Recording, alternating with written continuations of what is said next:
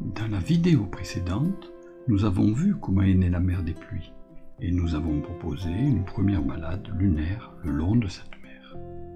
Ici, nous allons entrer dans l'examen de certaines structures intéressantes en nous déplaçant de zone en zone. Commençons notre randonnée par le nord-est de la mer. Nous y trouvons un bel alignement de massifs montagneux, très esthétique lorsqu'ils projettent leur ombre sur les laves environnantes. Mais la vedette du coin est incontestablement Platon, cratère parfaitement circulaire malgré les apparences. Son arène envahie de lave n'est pas si lisse que cela, et l'un des défis des imageurs est de calculer combien de microcratères peuvent être mis en évidence. Bien plus que sur la mienne, assurément. Mais personne ne pourra faire mieux que Pickering, qui en dénombra abusivement 71 en 1892. Ceci dit, Thierry Lehoux s'en approche. N'oublions pas au passage la sinueuse rainure Platon qui serpente dans une zone bien escarpée. Et un peu plus bas, l'incontournable vallée des Alpes, véritable fossé d'effondrement au sein duquel se faufile discrètement une jolie rainure, ancien canal de lave, que beaucoup d'imageurs aiment à mettre en évidence. Pour clore l'examen de cette zone, voici le cratère Cassini. Existant avant la montée des laves, il a été peu à peu envahi par elle.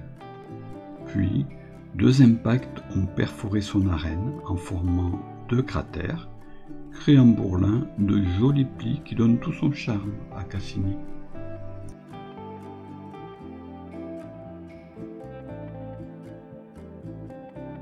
Dans la zone orientale de la mer des pluies se trouve un magnifique trio de cratères, chacun avec sa spécificité. Le grand Archimède s'est formé comme Cassini avant la montée des laves. Il semble s'appuyer au sud-ouest sur un massif rugueux, ancien vestige de mouvements violents, et dont le sommet n'a pas été englouti sous la lave. Comme Platon, son arène paraît bien lisse, mais l'image El Roc montre qu'il n'en est rien. À ses côtés, deux cratères l'accompagnent.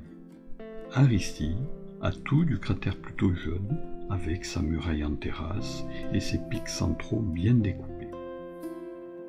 Une autre de ses spécificités réside dans ces deux éjectats noirâtres qui sortent du cratère vers son nord-est. Autolycus, plus petit, a vu ses terrasses s'affaisser à l'intérieur de son arène. Reste la célébrité du coin, la rainure Hadley, ancien tunnel de lave effondré, serpente au pied des monts Apennins, comme une rivière indolente qui cherche sa route. On remarque quelques buttes de ci, de là au sein de la rainure.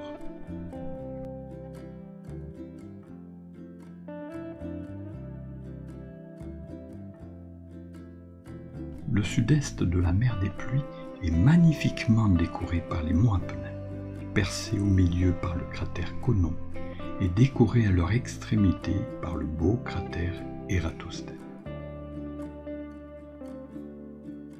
Entre les deux, on remarque une large zone rugueuse, qui est ce qu'on appelle un humoc, ensemble de collines constituées par une myriade d'éjectats pouvant accompagner un glissement de terrain.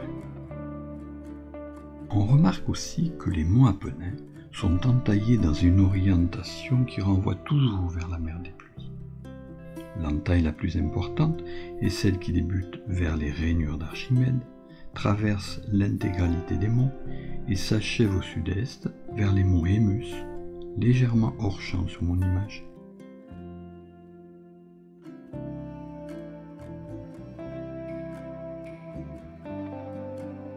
En remontant au sein de la mer des pluies, on trouve quelques structures bien isolées dans une morne plaine.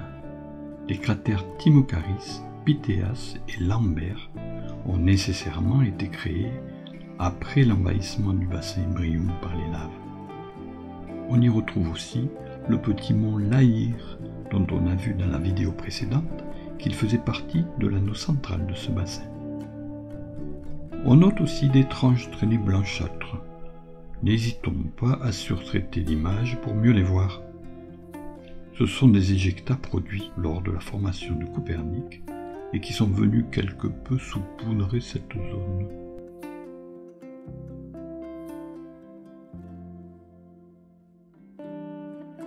Voici une autre vue de cette zone. Son éclairage rasant met en évidence la jolie dorsale qui traverse presque tout le champ de l'image. Elle est peu souvent observée. Avis aux amateurs.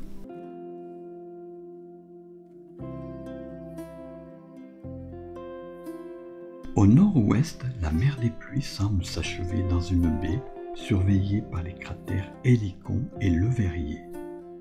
Tous deux ont un air de famille, bien que Le Verrier soit plus jeune, car on remarque que le glacier qui l'entoure n'a pas été submergé par les laves, contrairement à son voisin.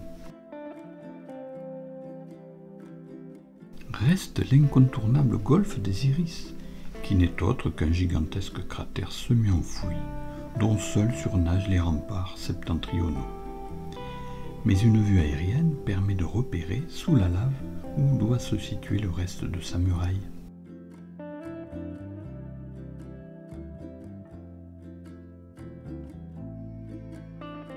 Il me reste à signaler la présence des deux cratères Sharp et Bianchini qui décorent la chaîne montagneuse, ainsi que les promontoires Héraclide et Laplace qui surplombent la mer, tels de phares gigantesques.